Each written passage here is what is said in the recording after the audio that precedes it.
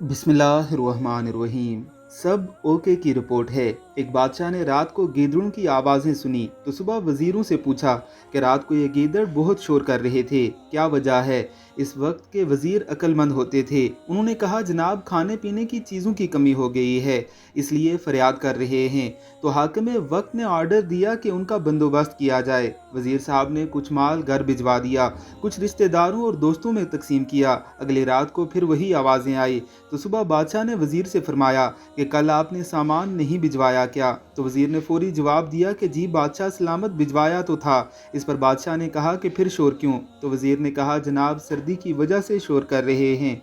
तो बादशाह ने आर्डर जारी किया कि बिस्तरों का इंतज़ाम किया जाए। वजीर ने हस्बे आदत कुछ बिस्तर घर भेज दिए, कुछ रिश्तेदारों और दोस्तों में तकसीम किए। जब फिर रात आई तो बदस्तूर आवाज़ें आना शुरू हो गई। तो बादशाह को गुस्सा आया और उसी वक्त वजीर को तलब किया कि क्या बिस्तरों का इंतज़ाम नहीं किया गया।